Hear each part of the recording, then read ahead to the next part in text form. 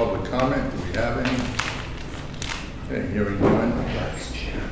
Next is minutes of the May 15th, 2025 annual board meeting. Do I have a motion to accept the minutes? Motion. Do I have a second? Second by Karen.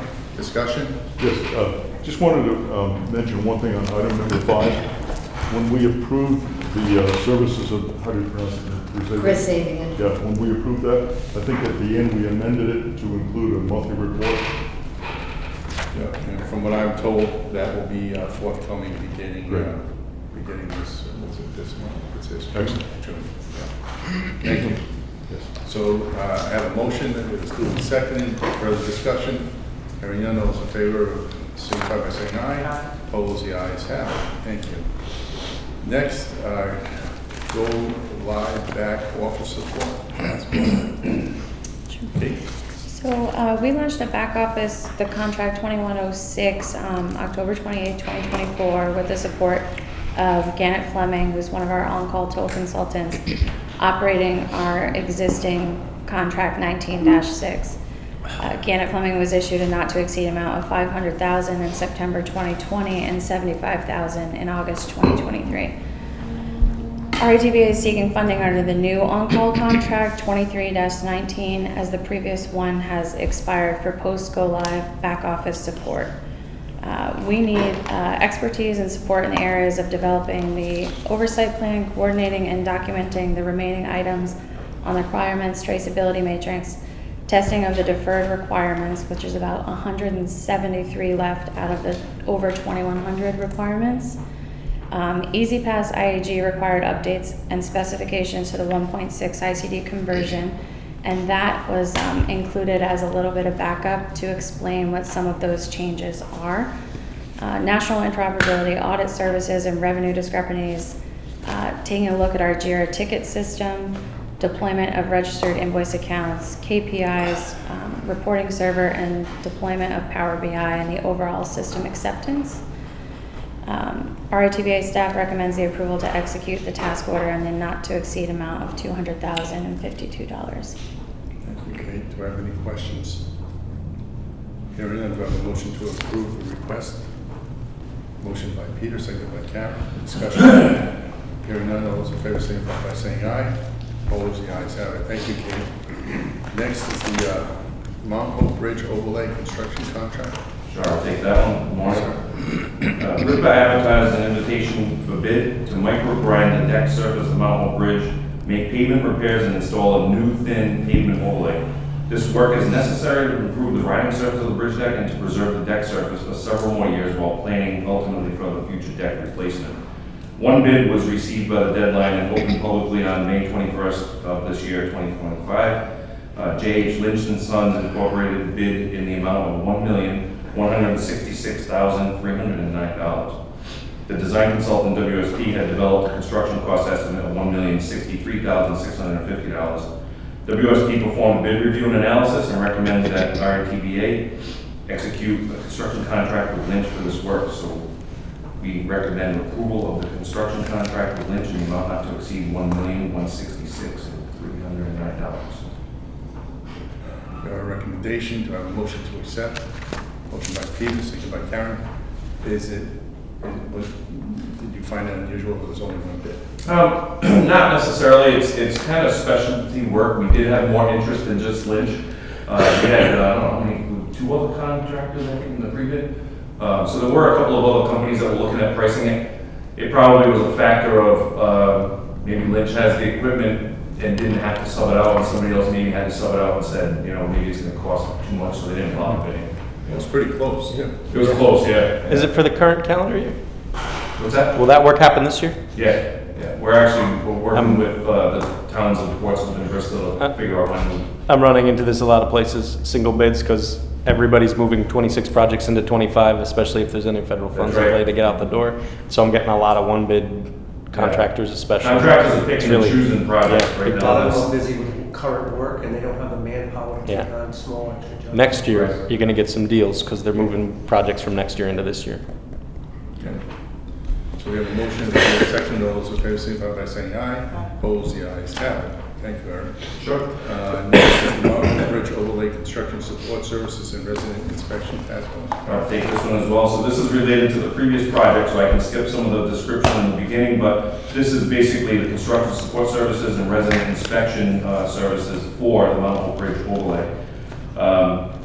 We requested WSP to develop a task order and fee proposal for the construction support services during this construction phase of the project. They submitted a proposal in the amount not to exceed $41,596.53. We reviewed the proposal and find it reasonable for the scope of work. We also anticipate they won't use all of that because I think the work will probably happen in less amount of time than they're anticipating. I think it's going to go very quickly. Additionally, we requested Federal Enterprises, which is one of our on-call technical service consultants, to develop a task order and fee proposal for full-time inspection of the work during the construction phase. Keppel has substantial experience on the Mount Hope Bridge over the years on various construction projects. They submitted a proposal in the amount not to exceed $20,000.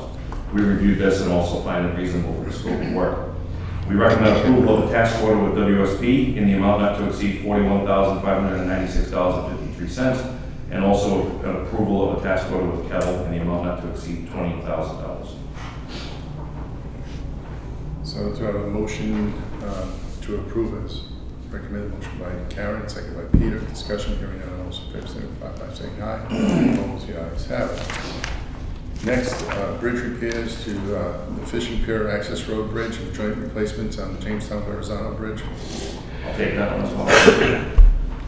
We advertised an invitation for bid to repair and rehabilitate Fishing Pier Access Road Bridge and replace 7 of the joints on Jamestown Verrazano Bridge.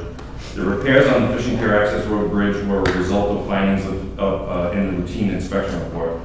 They will improve the condition rating and provide new design details that will increase the longevity of the structure. The 7 joints requiring replacement on the Jamestown Verrazano Bridge are leaking, have failed, and are past the serviceable life. The new joints will be a different type that provide a smoother riding surface and will not require a high level of maintenance. 5 bids were received by the deadline and opened publicly on April 30th, 2025. The bids ranged from $4,861,550 to $9,158,250. John Rocchio Corporation was the lowest bidder. The design consultant GM2 developed a construction cost estimate of $3,203,200. GM2 performed a bid review and analysis, which included a meeting with Rocchio and RIPA staff to discuss their bid and the project scope, and ultimately recommends that RIPA execute a construction contract with Rocchio for this work. So we recommend approval of a construction contract with John Rocchio Corporation in the amount not to exceed $4,861,550. Thank you, Eric. Questions? Yeah. Eric, could you just describe the difference between the current joints on the Jamestown Bridge and the proposed? Sure. The joints, these 7 joints are all down on what we call the trestle spans, which is the flat portion of the bridge. Last one being just on the uphill part of the bridge. The current joints are a strip seal type joint with bolted down hardware on either side that hold it. And strip seals last maybe a year or 2 at best, because once you put sand on the bridge and junk gets in the seal, the wheels just beat it right through the seal and it tears the seal. The joints we're going to replace it with are a polymer expansion joint type that we went down to Delaware Memorial Bridges to go witness the install of these joints. It's a newer style joint that Rhode Island hasn't used yet. But it basically is a polymer material that goes in there. When you go over the bridge and you drive over the joint, you'll never even know you're going over it. It'll look just like the bridge deck surface. Almost similar in color by the time it cures as well. And it'll expand and contract and the material stretches and compresses. The nice thing with these joints also is eventually over time they will start to develop some little micro tears in the surface, but they sell a healer material that you just go out there and apply onto the bridge joint, and it fills in these little micro cracks. So the joint will be sealed up and we'll be able to maintain it very simply. With the other joints, once they're torn, you have to go in there and just completely replace the seals every time. So, but even the bolted down hardware has been breaking apart, and you know, we find pieces of it on the bridge at times, so you end up with basically holes in the joints, you know, missing pieces. How long will the new style last?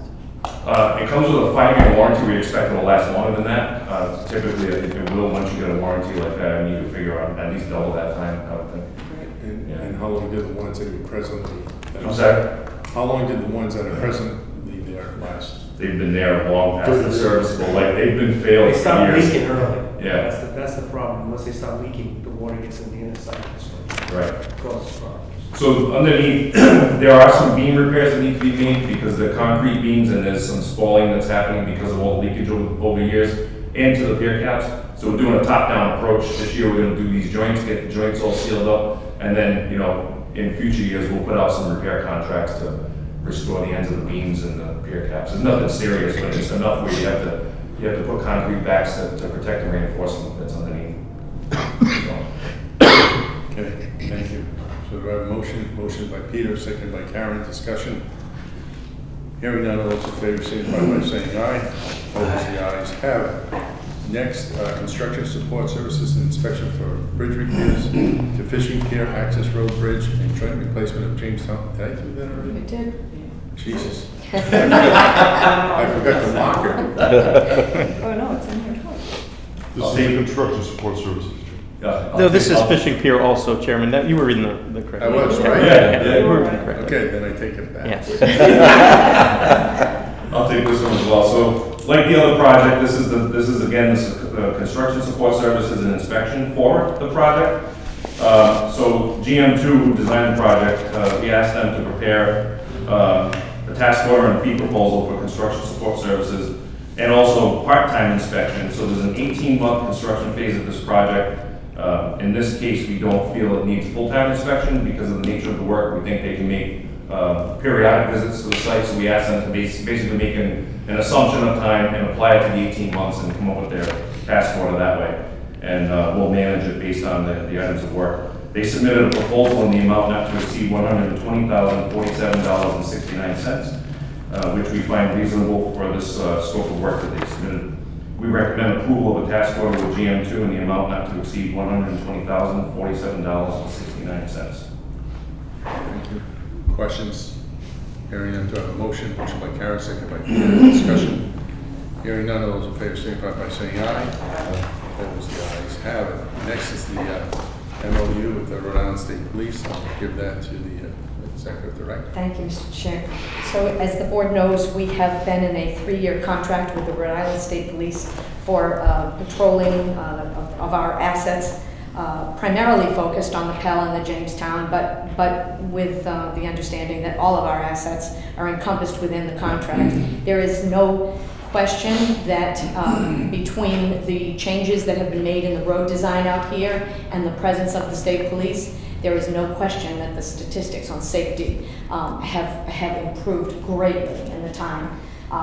We also do our best with the traffic management technicians to track the presence of the state police. It's not always possible to do that, but they are our staff is instructed to note in our logs when we see the state police present.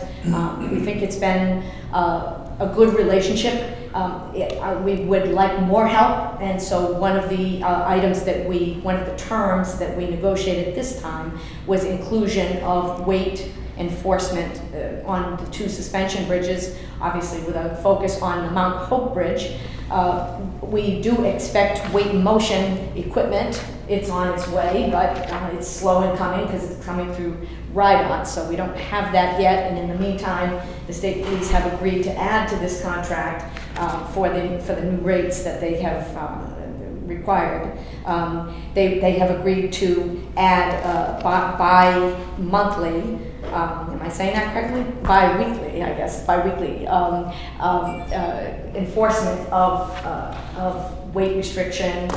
They're going to have the commercial enforcement division actually go to the bridges to do weight enforcement, which will be very effective because what I have been told is that word spreads very quickly within the trucking industry. So once and these fines are very hefty. They're thousands and thousands. Once one truck is tagged for an overweight violation, the word spreads through the Trucking Association, and we will see an improvement in that situation. So while we wait for our own weight and motion equipment.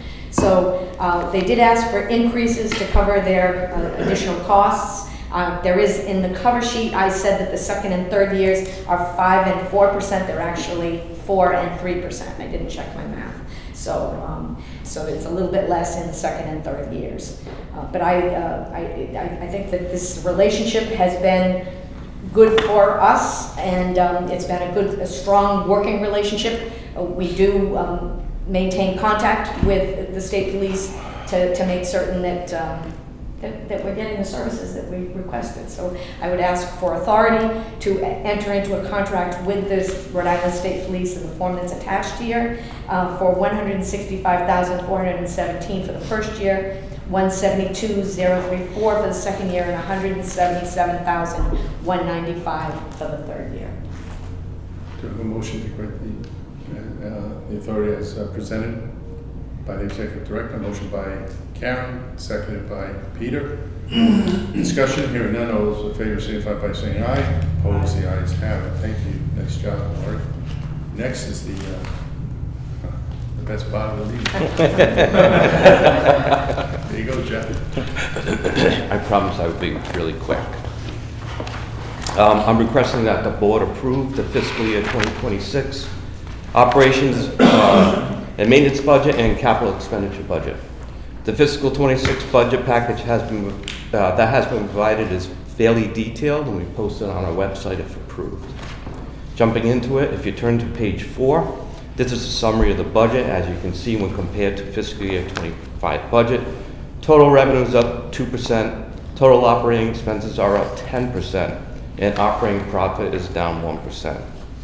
If you turn to page 5, I've assumed a 1% increase in traffic totaling 11.7 million vehicles. Page 6 shows the historical traffic, although I did remove the 2020 traffic as it was significantly impacted by the pandemic. Operating revenue is up by $1.1 million to a total of $46.4 million. This is driven by higher toll revenue of $800,000 and higher gas tax proceeds of $300,000. Page 7 provides some further detail of the revenue, including the metric of average revenue per vehicle, which I use when developing the toll revenue budget.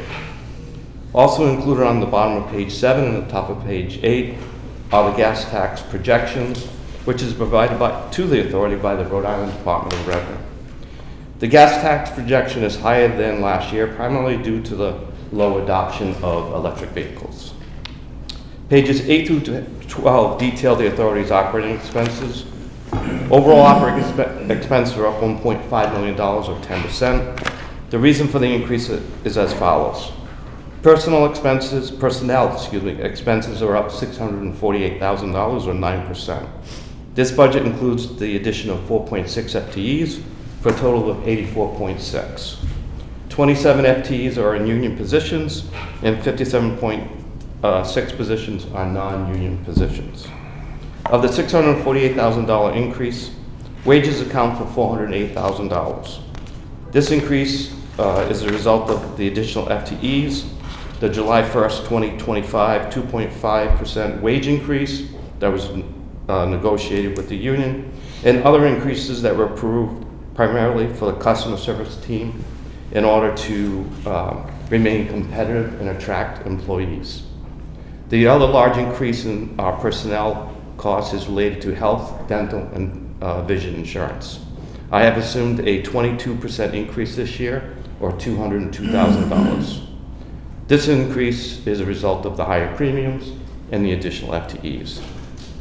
Utilities, cable, internet costs increased $756,000. The primary driver of this increase is for the addition of external customer service agents to support the significantly higher call volume. Contractual services increased $297,000. The primary drivers of this increase is due to the addition of external image review services in the amount of $96,000, the increase in the monthly fees for both the roadside and back office contracts, and the additional costs associated with the Rhode Island State Police contract. Insurance increased by $71,000 or 4%, primarily due to anticipated increases in premiums. Repair and maintenance costs increased by $11,000. This increase is primarily due to overall increased costs for maintenance activities on all of our assets. Bridge inspection costs decreased by $430,000. That is primarily due to the timing of inspection. The two largest costs are for the Newport Pell Bridge approach span inspection of $400,000 and the vessel vulnerability assessment of $228,000. Capital expenditures are shown on pages 13 through 15. Total capital expenditures are $29.7 million. The major projects include the Newport Pell Bridge dehumidification, deck rehabilitation, tower painting, still repairs of $9.4 million, Marlow Bridge dehumidification and deck overlay of $9.3 million, and the Jamestown Verrazano Bridge joint replacement, fishing pier bridge rehabilitation, and deck sealing of $4.7 million. This ends my remarks. I'd be happy to take any questions you may have. Can I make a comment? Absolutely. Yeah. I just want to compliment you and your staff on how thorough this is. I personally appreciate you looking at it, and where there are deviations from the norm, you've explained thoroughly why there are deviations. So it's pretty clear where all the dollars are and how we've come to where we're at. So thank you. Sure. Thank you. Yeah, I'd just like to echo what Peter said. You and your staff did a nice job here, so thank you for that. It's easy to follow, and that's pretty good for me. So that being said, do I have a motion to approve the 2026 fiscal year budget as presented? Motion by Karen, seconded by Peter. Discussion, hearing none. All those in favor signify by saying aye. Opposed, the ayes have it. Thank you, Jim. Welcome. Resolutions, renewal, and replacement fund requirements. Yep, be quick on this one as well. I'm requesting that the board adopt two resolutions as required under the authority's motor fuel tax bond indenture and toll revenue bond indenture. This is done on an annual basis. It is based on the amount of capital expenditures in the budget. The amount requested is $17.4 million for the toll revenue bonds and $5.2 million for motor fuel tax bonds. For your reference, these resolutions were adopted last year in the amounts of $21 million and $2 million respectively. Okay. Do I have a motion to approve the resolution establishing the renewal and replacement fund required under the Mass Indenture from motor fuel tax bonds in the amount of $5,800,000? Is that correct? Yep, correct. Do I have a motion? Motion by Karen, second by Peter. Discussion, hearing none. All those in favor signify by saying aye. Opposed, the ayes have it. Next, approval of the resolution establishing the renewal and replacement fund required under the Master Indenture for toll revenue bonds in the amount of $17,400,000. Do I have a motion? Motion by Karen, second by Peter. Discussion, hearing none. All those in favor signify by saying aye. Opposed, the ayes have it. Thank you. Thank you. Next, capital projects. I'll take it. Status report. I'll take that, thank you. The Phase 2 AET construction out front where we removed the toll plaza and put up the new gantry is officially complete. You may have seen a little activity underneath Structure E. We have our in-house painters that we hire finishing up some painting on the bridge bearings. Now that the contract is out of the way, the bridge is basically like a brand new bridge at this point. And they did a real nice job on that whole project there. I mean, where we'll be doing the inspection and the load reading, which you approved at the last board meeting, and pretty good to have that bridge. That bridge will be in good shape for quite a while now. So everything else turned out nice. We're already parking in the back. Our maintenance staff will in-house be cleaning the place up a little more. We'll eventually do some striping and whatnot, but we're utilizing the back for the most part to open up the parking area for customer service because we've had such an influx of customers coming to the Walmart Center. Should we be parking back there when we come? No, I don't think so. In fact, now you've got plenty of parking when you do come. I noticed that. The design of the dehumidification for Mount Hope Bridge, the only item left on that, once we open the bid on the project, which is July 9th, at this point, we had extended the bid another month. The only item left is to do the bid review and ultimately the recommendation to award.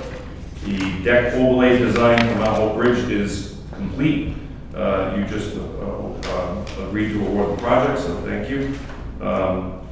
The program management is going along smoothly for the infra program on the Pell Bridge. HDR continues to coordinate meetings with all the various consultants and do monthly updates. And then in the individual projects, the deck and joint rehab design project with Jesse and Masters, we had, they submitted a draft report on the deck. And their ultimate recommendation, which we're happy to see, is that we will be able to do partial depth rehab even on the main spans where our concern was. They did recognize in the report there will be areas of full depth removal, and that was typical of some of the previous contracts. So that was good news to hear. We weren't sure what was going to come up once they did all the testing, but the testing was extensive, so they have good info to base that off of. So that was good. They're going to be finalizing that report. We had some comments on it. We met on it. The tower painting. Excuse me, Eric. Yeah. Can you give us a general idea of the sequencing? I know it's got to be pinned down, but just generally the sequencing of the 3 projects? So the deck is probably going to be one of the first ones let. That's what we anticipate. Just based on the fact that the design is fairly easy. It's not that complicated. You know, it's now that it's partial depth especially. The biggest part of that is going to be the traffic phasing, really. And the good thing is Majeski Masters has Steer Engineering, which is local to Warwick, doing that work, and they did the work when WSP was doing the previous contracts. So they're very familiar with how the traffic needs to flow on the bridge, what the time restraints are. I would anticipate we'll have a final design later this year on the deck, and then we'll be able to. That's one of the questions I get asked most about. Well, when are we going to fix the deck? Yeah. We should probably be able to go out to bid by the end of the year, hopefully. You know, and then the other 2 will follow along. At some point we'll be in construction on all 3. You know, there will be overlap. So that's going to be one of HDR's jobs, is to basically coordinate all 3 projects with the 3 consultants. We'll have to all sit in a room and go through how we make that happen. Will that be daytime or nighttime work?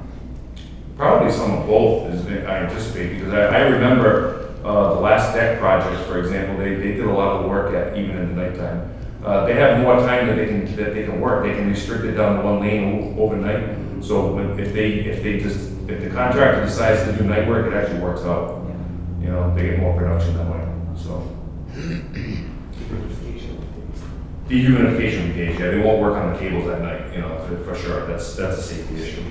And you use the movable barrier as a part of? They probably will, yeah. Because there's no way to pin down steel barrier, and it can't, and it would deflect too much if you didn't pin it down. You'd have to drill into the deck and all that. So we anticipate that they'll probably use the Lindsay movable barrier. Mm-hmm. Yeah. On the tower painting project and the dehumidification, those 2 consultants are right now scheduling their field inspections to come out and get basically started doing their evaluation. Design's complete, obviously, on Fishing Pier Access Road Bridge and Jamestown Bridge joint replacement, so that'll fall off of this. Roof construction starts today. Their laborers are here. They already delivered materials and craned them up onto the roof, so they'll be redoing the roof. HVAC, the units have been ordered. We're just waiting for them to come in. We've still been processing several shop drawings on that. Under load ratings and inspection, Mount Hope Bridge, I had mentioned that we had a crack in a stringer that was discovered. It was identified as a priority repair. We already have the scaffolding erected underneath the bridge, and today our in-house painters are cleaning up the area, getting it ready for our in-house welder to go up there and weld the shim in place. We're going to talk to the consultant to see if they'd like to come out and do their final look, make sure everything looks good. And then we anticipate using the scaffolding for a little bit longer to have the painters go back up there and get everything painted up where the work was done while it's under there. Backing up a bit, will they have air conditioning over there this summer? Do you know So what we kind of- installed window units right now to carry it over, and we're planning on maybe mid-July to get the rooftops in, and they'll start right away as soon as they get. Yeah. So there's a 14-week delay on the order. I think A it was- 14-week lag. Once you get a final bid spec and they release it, it's 14 weeks. They're gonna try to rush that, but It there's was the special blower, it orders was the there. blower motors, right, that were back The ordered? coils have to be coated in this environment, so they're kind of special order. And they have hot rod coils in them as well, so. Yeah. Okay, thank you. So, to touch back on the Mount Hope Bridge overlay, I just wanted to mention, Lori and I went to the Portsmouth Town Council, was it Monday? Tuesday night? Monday. It was Monday, yeah. We went to the Town Council meeting Monday night, gave them an update on the Mount Hope Bridge, all the activities that are going on, short-term, long-term. We touched on the timing of how we get this overlay work done.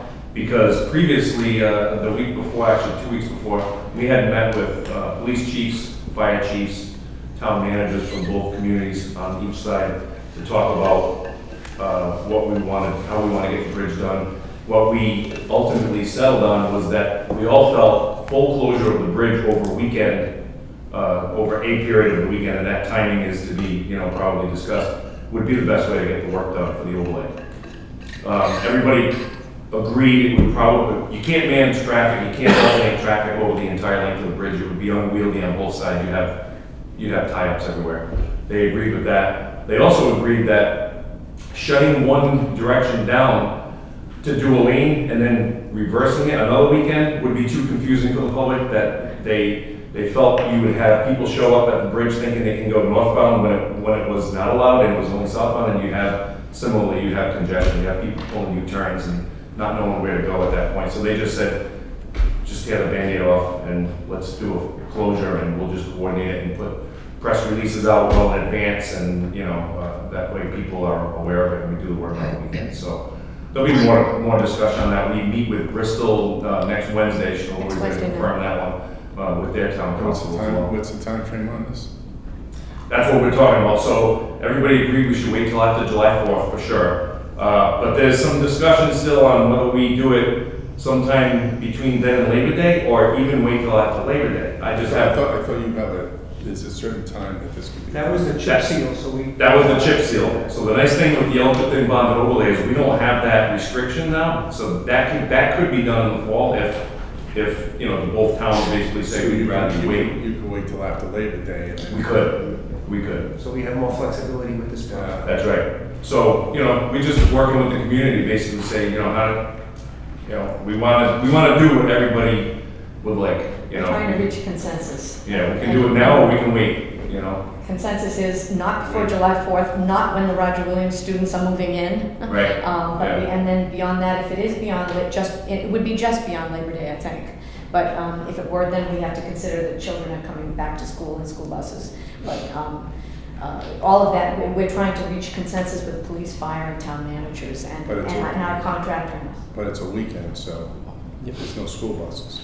Correct, right? And also, it's we also considered the fact that during the week it's a different population that's commuting over the bridge. It's more a business commute situation, and the weekend it's more of leisure travel. So, but we will do our best.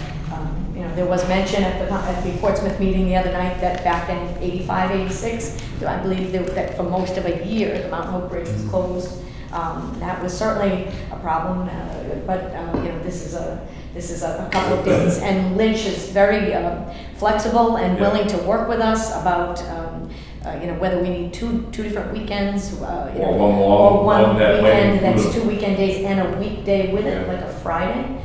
But we'll do everything we can to inconvenience people as little as possible and to give as much notice as possible. Right. Right. Thank you. Additionally, just a quick one, just while we're on the Mount Hope topic, we also had, Lori and I were interviewed by Tim White yesterday for a piece on Channel 12, and he covered all of the same topics that we brought up with the town council, basically including the inspection report, the release of the inspection report, he covered that as well. So we think it went pretty well. We'll be curious to see how the piece turns out once it's all put together. He's going to let Kara Cronwald know ahead of time when it's going to air so that we can be prepared to see it. Thank you. All right. Next, Executive Director's report. Thank you, Mr. Chair. So I just wanted to cover a few items that we attended recently from Turnpike and Bridge Authority, attended the first inaugural, the inaugural meeting, I guess intended to be quarterly meetings of the Southern Mass and Rhode Island Harbor Safety Committee. I think this really was prompted by the Francis Scott Key Bridge incident. Certainly, it was important. After that incident, we reached out to the Marine pilots and got to know them. We convened all the stakeholders. That led to more meetings at the Coast Guard offices in East Providence.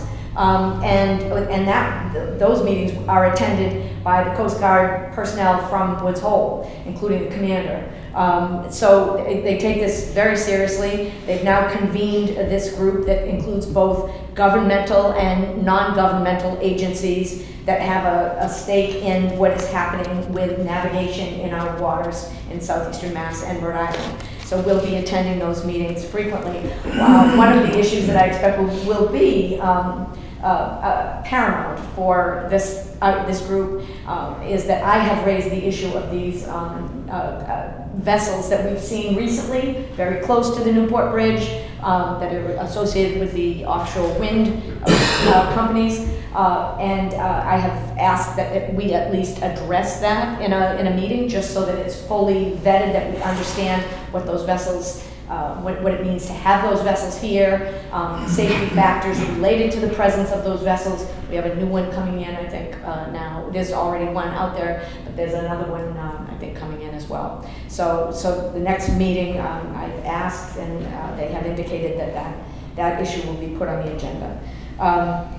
The transition to the new Easy Pass back office, I'm going to say that what the consultants are telling us is that the system is working well. That doesn't mean that it doesn't still have its bugs. And a system like this that's as comprehensive as a system like this one that is only and that they're only replaced every 10 years or so is going to have bugs. But for the most part, the system is working well. Now it's a matter really of playing catch up. Our customers are being served, but they're being served more slowly than we would like, both in the walk-in center and on the phone system. The other night, we put out a press release extending the grace period for toll invoices. We wanted to give people some comfort.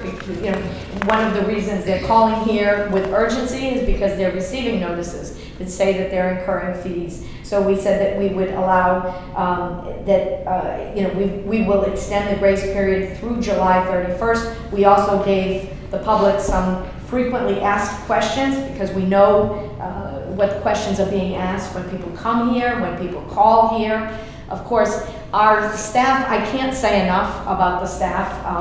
They have stepped up. They just amaze me that they give service with a smile under pretty challenging circumstances in the recent months, and it hasn't, and their job has been made more difficult by the smishing scams. As you know, we've had a new smishing scam just in the past week that mentions the DMV and traffic tickets. So it doesn't mention tolls. It doesn't say anything about toll roads, traffic tickets, and DMV. However, the link that's in the latest iteration of smishing is to EasyPass.ritba.com with lots of hyphens and letters and numbers. After that, it's a fraudulent, all of these texts are fraudulent.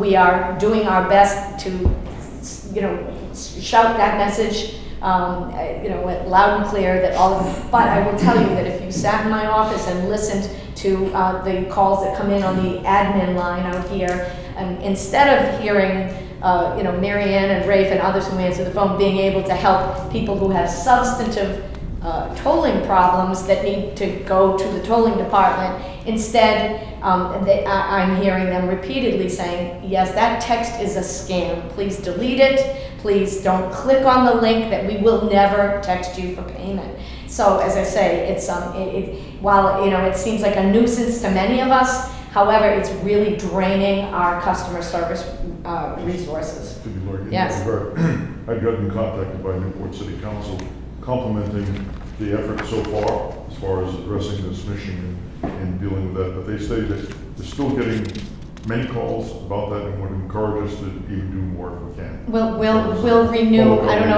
know if you saw on social media. We did some spots on social media. One of my favorites was a person with a bullhorn and holding their credit card in their hand, and there's a crowd in front of the person with the bullhorn, and it says, "You wouldn't shout your credit card number in a crowd of strangers. Don't give your credit card to someone that has a stranger that has texted you."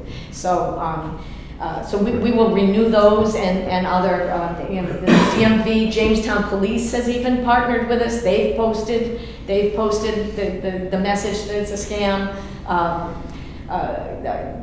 We've had a lot of help, but we'll do even more. Customer service initiatives, I think I've pretty much covered that. One of the things I wanted to mention is obviously critical to tolling is the viability of our transponder communication system. That is actually under threat right now by a company that is looking to occupy the 900 megahertz space in the bandwidth. If that petition were to be granted, that would interfere with transponders actually across the transponders we're all familiar with are the TDM transponders. That's the one that we've always used here, but in other parts of the country they use Seago and 6C. It's just different software. It would interfere with all of those protocols. So it's a major thing. The EasyPass group has crafted a letter that's going to the FCC, asking the FCC to take a hard look at this petition by this company that wants to occupy this part of the 900 megahertz spectrum. Interestingly, we were at the Steve Cahill and I were at we had the Rhode Island Emergency Management here this past week for their meeting, the Interoperable Communications Committee, and they were talking about the 700 megahertz space, the 800 megahertz space, and I said, and by the way, we're under attack in the 900 megahertz space. So I just wanted the board to be aware that there is a letter that we will sign on to with virtually all of the other EasyPass groups to ask the FCC to really take a hard look and consider the consequences of allowing this petition by this company called NextNav to proceed. So, the Infra and Protect grants, we've been asked to sign an amendment to the Infra grant agreement. You may have seen on the news this morning that RIDOT has their $255 million infra grant signed up, I believe. We've been asked to sign an amendment to that. We're working on that, but that money has been flowing to us since last August, but we have been asked to tweak the agreement a little bit, and we will do that. Jeff reminds me every day, and we will get it. So the Protect grant, I don't know that any Protect grant has come before Secretary Duffy at USDOT yet, or if they have, he hasn't really reached the Protect grant. That's our $17 million for the Mount Hope Bridge. We know we have to do that project whether we get that money or not. However, we're confident that we will get that money. It's just that Secretary Duffy has not really reached that group, the Protect grant group. But we're confident that we will continue to pursue it. We don't think that we know that what we have is an almost 100-year-old bridge that needs work. It doesn't implicate the project doesn't implicate any of the concerns that the current administration has. It's just a bridge that needs a dehumidification system. If we're going to get another 50 to 75 years out of it, it needs an interim deck overlay that we're about to do in the months right ahead of us, and it needs eventually a deck replacement. So it's nothing more than an old bridge, and certainly the administration's priorities include maintenance of roads and bridges for commerce and for other purposes. So we hope to have good news for you at some point, that we have a signed agreement on the Protect grant. And I think other than that, the next board meeting is scheduled for July 16th. If you have any questions, I'm happy to answer them. Very good. Nice job. Thank you. Thank you. Hearing none, motion to adjourn. So moved. Thank you. Nice job, everyone. Thank you. Thank